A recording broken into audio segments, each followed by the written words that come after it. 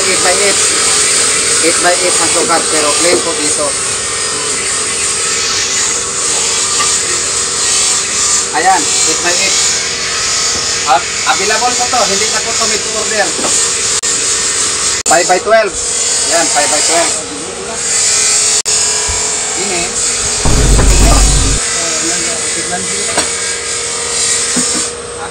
At meron po tayo ditong 8x10. Ayan, 8x10.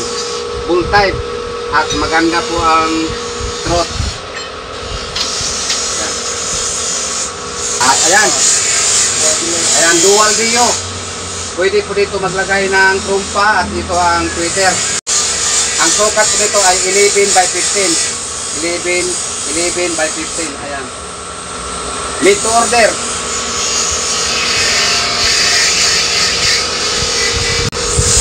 Ayan. So, ilain na po na siya po na. Ay, po na siya, bigul. Guys, medium price yung tweeter. Pero pareha kayo. At ayan, meron pang corner guard. Corner guard, makapal po. Standard o regular. Makapal pa sa mukha ng nag-video ko.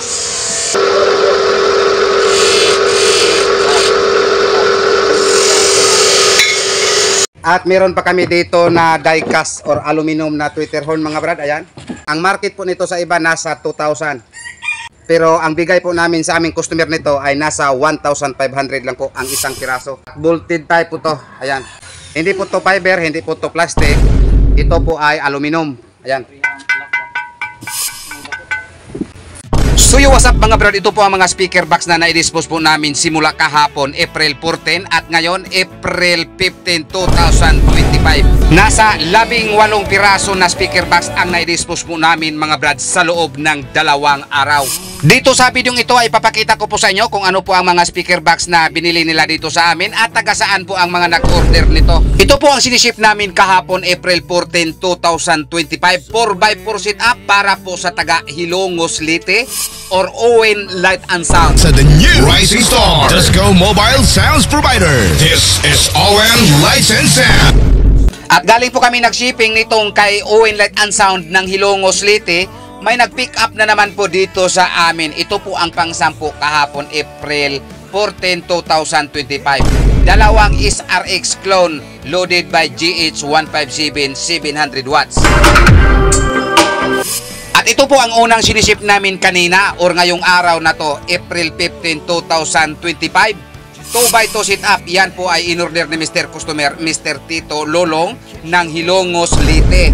At ito naman ang pangalawa naming shipment kanina, dalawang Subscope 15. Yan po ay in-order ni Mr. Customer, Mr. Gwen Carnesi ng Panglao, Bohol.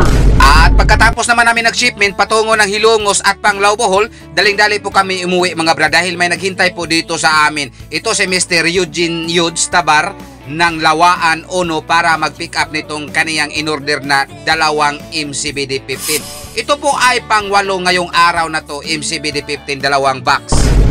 At ito po ang nakahirap mga brad kapag mag-shipping or shipment. Yan, una po natin gawin ang pagkuha ng bill of lading at pagkatapos dito magkuha pa tayo ng arastre at pagkatapos ng arastre magkuha pa tayo ng CPE.